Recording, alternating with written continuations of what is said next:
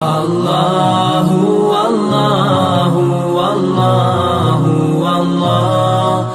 عجیب بات ہے، لیلۃ القدر میں لوگ تلاوت بھی کرتے ہیں، نماز بھی پڑھتے ہیں، صدقات و خیرات نہیں کرتے، حالانکہ عبادت میں تو صدقہ ایک مستقل عبادت ہے، تو لیلۃ القدر میں بھی عبادت صدقات و خیرات والی کیا کریں۔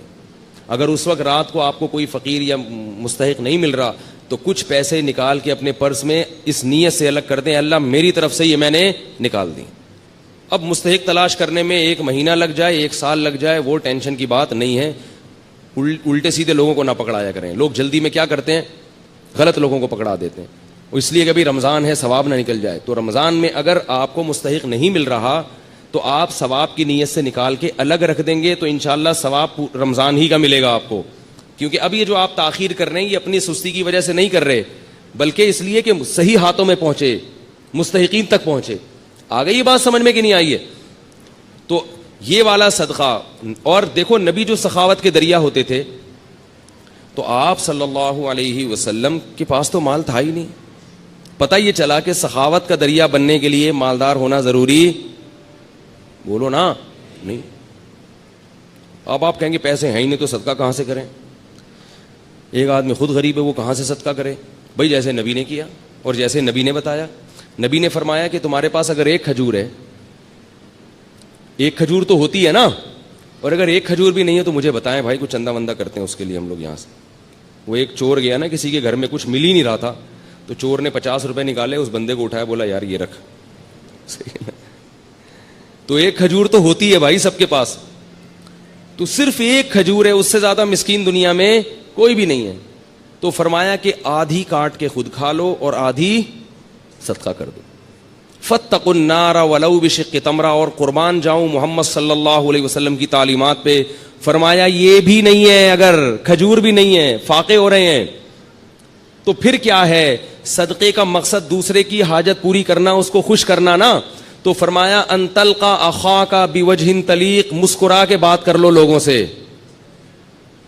ایسی بات کر لو جس سے لوگ خوش ہو جائیں۔ لوگ مجھے کہتے ہیں نا اب جمعے کے بیان میں ہنساتے بہت ہیں، اس لیے ہنساتا ہوں کہ لوگ گھر میں رو رہے ہیں، گھر میں رو رہے ہیں، بیویوں سے لڑائیاں، ابا سے نہیں بن رہی، چاچے سے نہیں بن رہی، وہ وراثت کھا گیا، وہ یہ کر دیا، وہ اس نے یہ دھمکی دے دی، باہر نکلے گا وہ موبائل چھین کے کوئی۔ ابھی جمعے میں آتے ہوئے کتنے لوگوں کے موبائل غائب ہو جاتے ہیں، روتا روتا مسجد میں آتا ہے۔ امام صاحب بھی اگر رلائیں گے تو کہاں جائے گی عوام بھائی؟ اس لیے ہم نے کہا بھائی ایک تھوڑا سا ہلکا ہاتھ رکھو پبلک پہ، یہ ٹینشن کے مریض بن چکے ہیں۔ کچھ علماء رلاتے ہیں، وہ بھی صحیح کرتے ہیں، تو کچھ کو تھوڑا سا ہنسانے دو۔ میں اس لیے ہنساتا ہوں کہ ہنس ہنس کے بعد سمجھ میں آ جائے، عمل ہو جائے، کیونکہ آج کل لوگوں کی قوتیں بڑی کمزور ہیں اور گھر میں رو رہے ہیں۔ اللہ کی قسم جو لوگوں کے فون آتے ہیں میں کہتا ہوں مجھے مت رلا یار، ٹھیک ہے نا؟ ایسا بیویوں سے پٹ رہے ہیں، تو میں کہتا ہوں مجھے نہ رولا، مجھے آپ کی باتیں سن کے بہت رونا۔ کہہ رہے ہیں سانس آئی ہوئی ہے، جہاں نہیں رہی ہے۔ عجیب عجیب لوگوں کی کہانی ہے بھائی۔ ایک صاحب نے کہا میں نے شادی کی ہے، میری بیوی نے اپنی ماں کو میرے گھر لا کے بٹھا دیا ہے، ہل ہی نہیں رہی ہیں، سارے خرچے میں اٹھا رہا ہوں۔ میں نے کہا ان کے بیٹے نہیں، کہہ رہے بیٹے ہیں پھر بھی نہیں۔ تو عجیب عجیب لوگوں کی کہانی ہے، اللہ تعالیٰ معاف فرمائے۔ اللہ سے شکر ادا کرنا چاہیے کہ اللہ تو نے ہمیں بھی اچھی سانسیں ملی ہیں الحمدللہ، اتنی ایسی نہیں ہے بھائی، اللہ کا شکر ہے یار، ہمیں تو اب محبت ہونے لگتی ہے اپنے سسرال والوں سے۔ تو خیر، تو نبی نے کیا فرمایا کہ اگر آدھا کھجور بھی نہیں ہے تو کیا کرو؟ مسکرا کے بات کرو۔ تو یہ تو ہو سکتا ہے نا بھائی، خام خام ناک پہ مکھی مت بٹھا کے رکھو، جو ملے ذرا اچھی طرح، اور بھائی السلام علیکم، کیا حال ہے بھائی، کہاں گئے ہو بھائی، اتنے دنوں سے بڑے یاد آ رہے تھے، وہ بیچارہ خوش ہو جاتا ہے اس سے۔ لیکن میں زیادہ اس لیے نہیں کرتا کہ وہ چپک جاتا ہے، ٹھیک ہے؟ تو یہ وہ آدمی یہ کام کر سکتا ہے جس کے پاس تھوڑا سا ٹائم ہو۔ تو ہمارے پاس تو صدقے کے لیے پیسے ہیں نا، تو ہم پیسے پکڑا دیتے ہیں، اگر بھائی یہ پیسے لے نکل، چلو شاباش۔ لیکن بعض مخصوص دوست ہیں وہ مستثنا، اس سے ایک بندے یہاں بیٹھے ہیں وہ ابھی غصہ نہ ہو جائیں کہیں۔ تو تیسرا کام نبی نے کیا کیا ہے؟ صدقات و خیرات۔